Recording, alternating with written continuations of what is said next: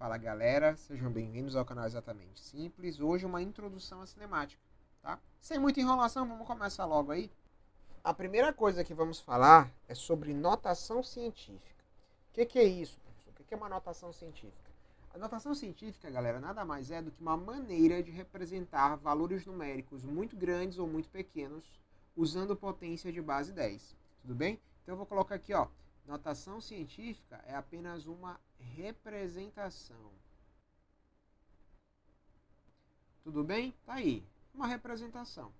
Então, a notação científica vai servir para a gente representar números muito grandes ou muito pequenos. Não esqueçam, usando a potência de base 10. Um exemplo aqui, vai. Na verdade, dois exemplos. Vamos pegar esse número aqui, ó. 352 mil.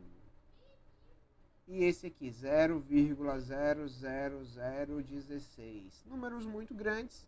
Eu sei que 352 mil não é um número tão grande assim, mas é um número grande. E um número bem pequeno. Dá para fazer a representação desse número na forma de notação científica? Dá para fazer. Mas antes de fazer isso, vamos ver qual é a cara da notação científica? Então se liguem aqui, ó. A notação científica tem essa representação aqui, ó. Onde eu tenho um coeficiente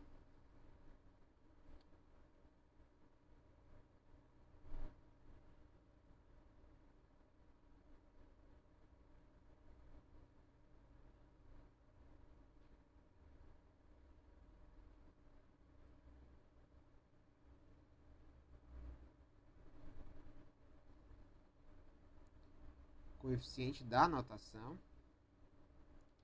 E eu tenho um expoente.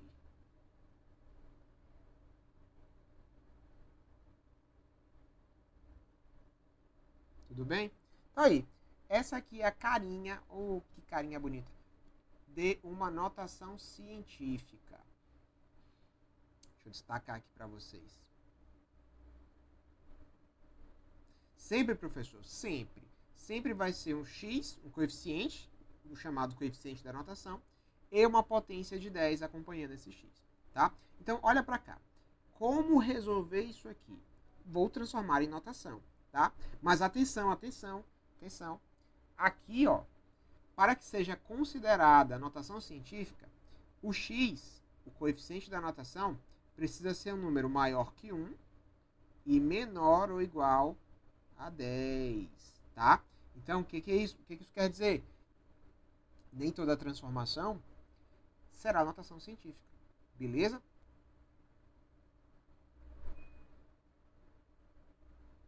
Então, nesse caso aqui, ó, eu tenho que transformar em notação, né? Vou escrever assim, ó, 3,52 vezes 10 elevado a... Se ligue, a vírgula estava aqui. Ela andou 5 casas. 3 vezes 10 elevado à quinta potência. Lembrando, esse 5 ficou feio. Lembrando que quando eu movimento a vírgula da direita para a esquerda, meu expoente é positivo, tá? Positivo. Agora, 0,00016. Como é que fazemos isso? Vamos movimentar essa vírgula para cá, entre o 1 e o 6. Lembrando sempre que só é considerada notação científica se o coeficiente da notação for um número maior que 1 e menor que 10. Tudo bem? Então vamos ter isso aqui, ó, 1,6 vezes 10. Aí atenção, ó, a vírgula agora está vindo da esquerda para a direita, então é negativo o expoente, tudo bem? Menos 4. Show de bola? Tá aí. Notação científica. Simples, de boa. Só é importante entender uma coisa. Eu acabei de demonstrar para vocês que só é notação se o coeficiente da notação for um número maior que 1 e menor ou igual a 10. Beleza. Mas eu posso reescrever isso aqui sem estar na forma de notação científica. Por exemplo, 352 mil é a mesma coisa que 352 vezes 10 elevado à terceira. Tá errado isso aqui? Não, não tá errado, tá certo, beleza. Só não é notação científica, tudo bem? Então, posso reescrever esse número aqui dessa maneira, mas não será notação científica. Show de bola? Bom, vamos seguir. Uma outra coisa importante aqui ainda dentro da notação científica, é a ordem de grandeza. E o que é isso, professor? O que é ordem de grandeza? Se ligue.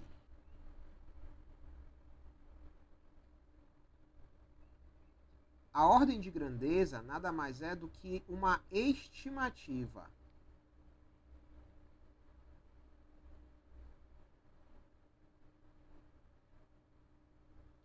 Tudo bem? É uma estimativa. Como é que a gente obtém essa ordem de grandeza? Simples, olha para cá. Exemplo. Tem o número 5.000 e o número 21.000. Qual será a ordem de grandeza desses dois números? Primeira coisa, vou transformar em notação científica. 5 vezes 10 elevado à terceira. Esse aqui vai ser, lembrando, notação científica. Pode ser 21 vezes 10 à terceira? Pode, mas não vai ser notação, tá? Para que seja notação, o coeficiente da notação tem que ser um número maior que 1, menor ou igual a 10. Vezes 10 à quarta. Beleza? Show de bola. Sim, professor, mas e a ordem de grandeza? Como é que eu calculo? Ah, beleza, olha só. Quando a gente fala em ordem de grandeza,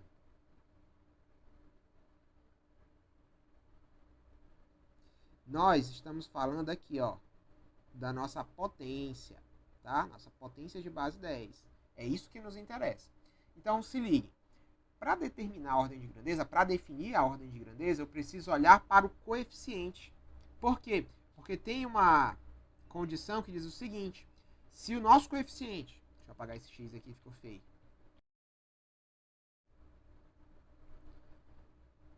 Se o nosso coeficiente é maior ou igual a 3,16, o que vai acontecer? Vou olhar para o coeficiente, olha para cá. Qual dos dois é maior que 3,16? Esse aqui é 5. Isso, muito bem. O que eu faço? Eu vou adicionar uma unidade no expoente. Beleza? Ah, professor, mas e se o coeficiente não for maior, for menor que 3,16? Se o coeficiente for menor que 3,16, eu deixo do jeito que está. Eu deixo isso aqui. Então, aqui, galera, ó, o que vamos ter? Vamos ter que 10 elevado à quarta é a nossa ordem de grandeza. E aqui vamos ter que 10 elevado à quarta também é a nossa ordem de grandeza. Lembrando que quando o coeficiente da notação é maior que 3,16, acrescentamos uma unidade ao expoente da potência de base 10. Tudo bem? Tá aí. Dessa maneira que vamos calcular a ordem de grandeza. Show de bola, galera? Uma coisa que vocês devem entender, ainda aqui no que se refere à nossa introdução, é sobre as grandezas físicas. Na verdade, sobre as unidades que estão associadas a essas grandezas. Tudo bem?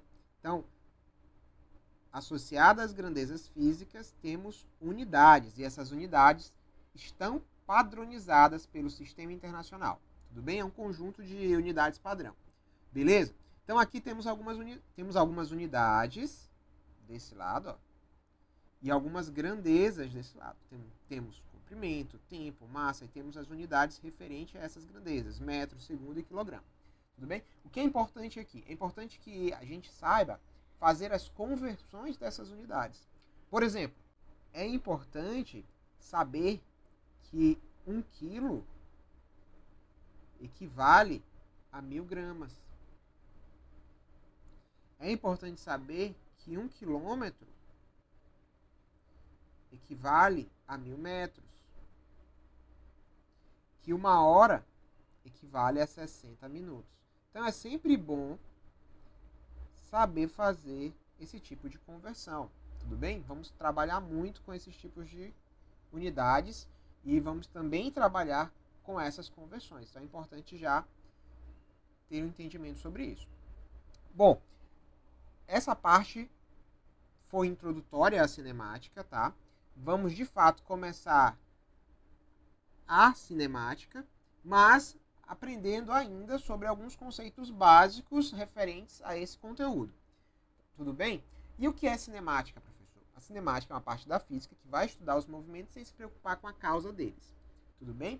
E aí temos alguns conceitos importantes. O primeiro conceito é esse aqui, ó, referencial. O referencial, o que é isso, professor? O nome é bem sugestivo, né? O referencial é uma referência que vamos adotar. Um ponto, um conjunto de pontos, um objeto, tudo isso pode ser um referencial. Lembrando que usamos um referencial para determinar as características de um corpo, de um móvel que estamos estudando. Tudo bem? Então é isso. Referencial é um ponto que eu tomo como referência. Pode pensar assim, tá? Por exemplo, para ficar claro isso aí, vamos imaginar aqui um carro. Esse carro está parado ou está em movimento? Não dá para saber. Por quê? Porque eu tenho que adotar um referencial. Beleza? Então, o referencial é isso. É um ponto de partida. É um ponto que eu vou usar para definir as características do corpo que eu estou estudando.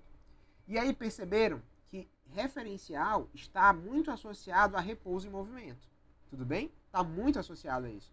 Para definir se um corpo está em repouso ou se ele está em movimento, eu preciso adotar um referencial. Beleza? E aí, se liguem. Notem o desenho.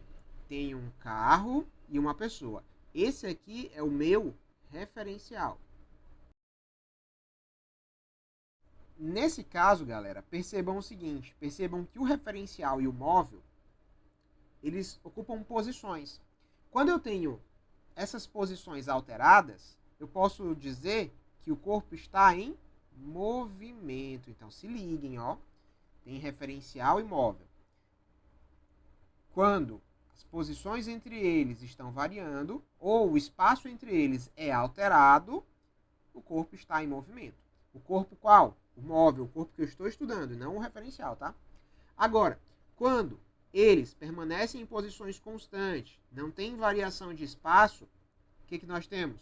Temos um corpo em repouso. Beleza? Tudo bem? Tá aí. Repouso e movimento. A gente consegue definir essas duas coisas por meio de um referencial. Outros dois conceitos muito importantes aqui na física é o de trajetória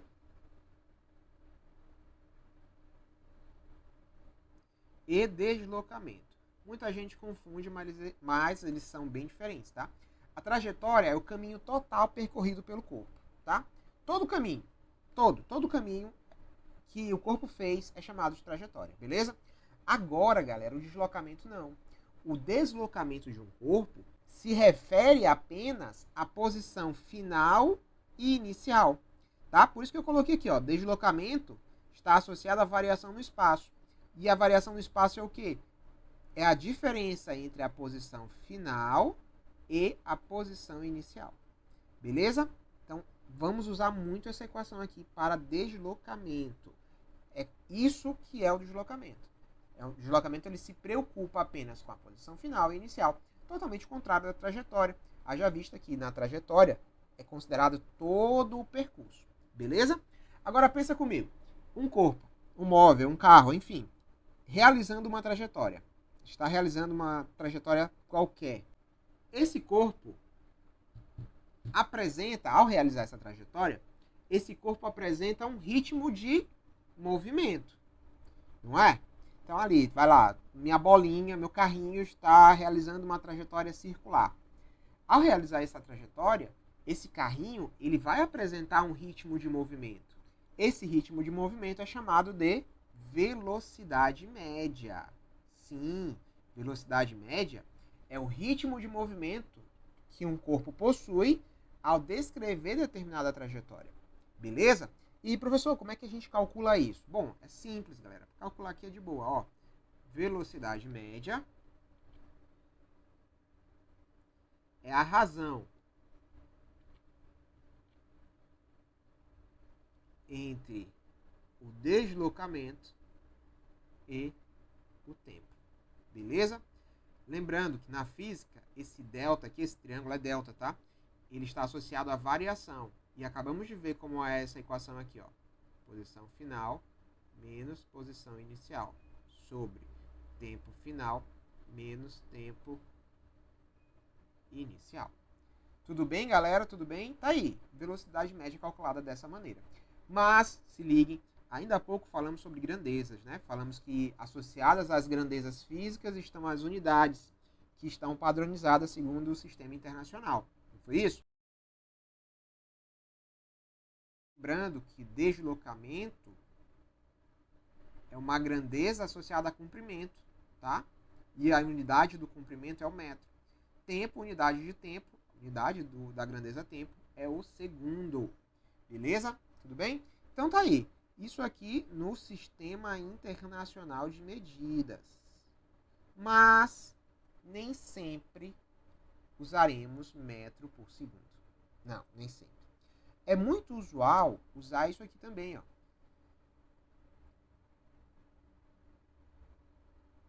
Quilômetro por hora. Deixa eu ajustar esse H aqui que ficou meio estranho. Quilômetro por hora. Pronto. E aí, professor? Isso aqui é usual, mas esse aqui é o padrão. E agora? E aí entenda o seguinte, eu tenho duas maneiras, duas formas diferentes de unidades aqui para a velocidade média. Eu tenho quilômetro por hora e o metro por segundo. Esse aqui é o padrão, esse aqui é o usual. Beleza? Então, em uma questão de física, vocês podem se deparar com isso. Ela deu todos os dados da questão, deslocamento e tempo, estão nas unidades padrões, tá? Mas ele quer a velocidade média, por exemplo, em km por hora. E aí, o que fazer? Simples. Simples. Basta fazer uma conversão. Tá? Basta fazer uma conversão. Professor, a conversão é difícil? Não, é bem de boa. E aí, atenção a essa conversão, tá? Cai muito no vestibular. A questão pode até ser fácil, mas se vocês não souberem como fazer essa conversão, erra a questão. Então, ó, para transformar de metros por segundo para quilômetro por hora, eu multiplico por 3,6. Simples. Só isso, professor? Só. É só isso. Simples, simples, simples. Se eu quiser transformar de quilômetro por hora para metro por segundo, eu divido por 3,6. Beleza? Divido por 3,6. Só isso, professor? É. Galera, é só isso. Toda vez que formos fazer a conversão, melhor dizendo, de metros por segundo para quilômetros por hora, multiplicamos por 3,6. E toda vez que for o contrário, for de quilômetro por hora para metro por segundo, dividimos por 3,6. Beleza? Entendido isso? Então, galera, essa foi a nossa aula de hoje. Espero que vocês tenham entendido, tenham gostado. Dúvidas, perguntas, sugestões, deixem nos comentários que eu terei o maior prazer em ler e responder a todos vocês. Aproveitem, se inscrevam no nosso canal, compartilhem esse vídeo e deem aquele like maroto. Valeu e até a próxima.